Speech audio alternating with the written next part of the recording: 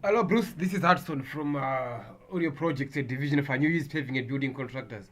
Once again, I'd like to thank you so much for the opportunity you gave me today to sort of come and have a look at the problem. It was so wonderful. My impression, what I thought at first, I thought maybe the wall had collapsed or something, or maybe there was a bank that was washed off. Um, Okay, but then it was so wonderful that to realize that the problem is actually it's got to do with the erosion that is coming. I mean the washed earth that is coming from the houses above. So now all right. So yeah. So what I'm trying to do is now is trying to sort of do sort of to present the project now. On a paper. So just to have a look deeper into all the technical aspects of this project. Okay, should we sort of go ahead with the Gabion? Okay, so for example, now if this is assuming that this is actually our this the slope. Okay, so sort of okay, all right. So yeah, okay. I'm assuming that this is the steepness of the slope. Okay, that's why there's a fast movement of water down. Okay, and so if we say okay, we're gonna have to do about four terraces across, I mean, on the entire slope. So we're gonna have to start by opening up these trenches, and then okay, what we're also gonna have to sort of take into consideration is I still remember very well that you said that the Gabion is very heavy. Your concern is probably on this wall here, that is here, the retaining wall. But you shouldn't stress about it because I think it has a load bearing and it was reinforced. So basically, the amount of pressure is only going to be coming from this one terrace, the gables that you're going to lay on the first terrace. But then the rest, they are going to be distant from the wall.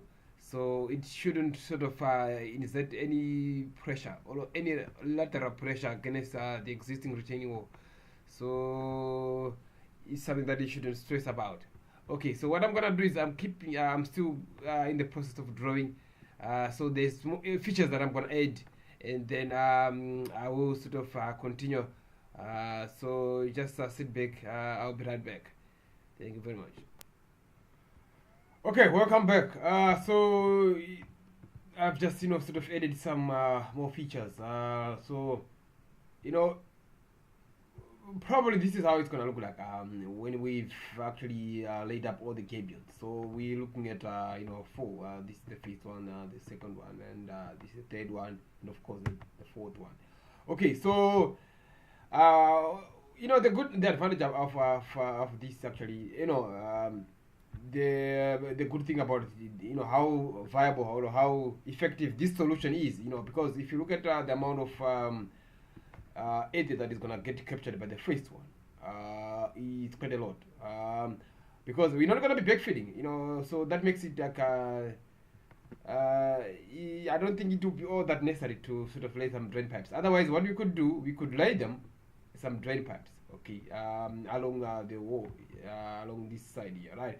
Just to say, perhaps as time goes on in the future, when there's when the earth or when the soil has accumulated to a certain height of the Gabion wall, so probably that's when they're gonna be sort of start to work. But they're just gonna be lying for some time, before they can start to actually be useful. So what I wanted to illustrate is the accumulation process now, because now it's gonna start by accumulating this one, right? And probably for because the water is gonna filter through these rocks. Because even if you put a beating cloth behind this Gabion wall, let me just sort of bring it closer, right? Uh, it's gonna filter through, all right, and then it's find its way down. Okay, because these rocks, they have got gaps. Even the beating cloth that you're gonna put is permeable. It allows water to filter through, and then it finds its way. So All right, so now you see what's gonna be happening now from is after this completion. You see, it's gonna be the accumulation of the earth. It's starting by filling up the first one and then goes to the second one and then until it reaches the. So probably it's gonna be like this. Hold on. Okay, welcome back. So, what was just left was to, sort of just to talk about the accumulation of all the eroded sand. So, this is the sand that is going to be sort of captured by the first Gabion wall that is going to be next to the boundary. So, it's going to accumulate. So, this is actually corner to corner stretching about over 23 meters, so that's a lot, uh so it's gonna actually accumulate on the first one, and then when it actually sort of rises to the height of a gabion, that's when it's gonna sort of probably starts to fill up the next one, and then until the last one at the bottom. So that would take years. I mean, that would take years and years, because only the first one is going to be holding probably about 20 cubes, and we are putting four. So by the time we reach about 100 tons, by the way, you are going to be clearing. You are going to be sort of cleaning up if there is any accumulation of excess earth. You are going to be cleaning up, and yeah, and you see, talking about the load bearing, you see the gabion, it has the strength that if any debris or any earth that is behind it is actually sort of aligning with its height, it still stays in place. It doesn't sort of get pushed up because it's gonna be heavier than what's gonna be behind it. So that's another consideration that a gabion has as compared to the round poles. Okay, and another concern is if you look at the first and the second and the third, their weight, they are going to be sort of pushing pressure to this, to this existing masonry retaining wall. Because if you look at the pressure, it's going to be vertical. It's going to be vertical, like illustrated here, right? So the weight of this one is going to be going vertically down, not horizontally. So all of them, they are going to be, so their weight is actually vertical against so yeah, so this is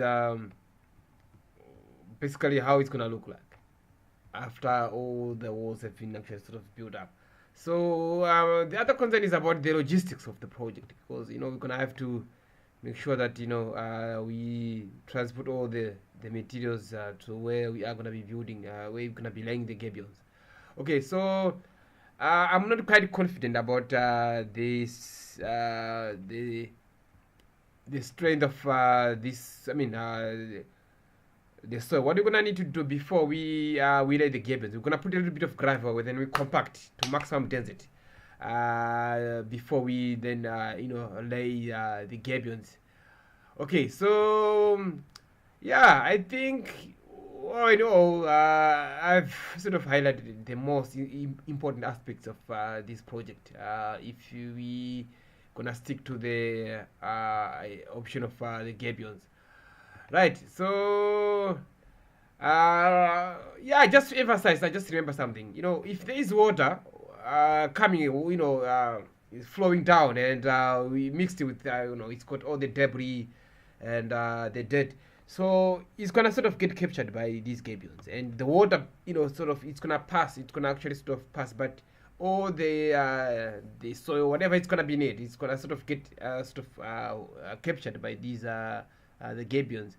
That's what you actually, so that's the effectiveness of gabions, because we normally use them in river embankments, and so because they don't sort of get washed off with rains, so they allow the water to sort of flow through without getting affected. So I think as a contractor, or as I would recommend these type of landscaping kind of a retaining wall. Okay, so yeah, the ultimate decision is actually in your hands. You're gonna weigh out your options, and you're gonna sort of make us what you are gonna sort of decide on the project. Okay, as I mean, as an effective solution on the backyard for this kind of a problem. Okay, so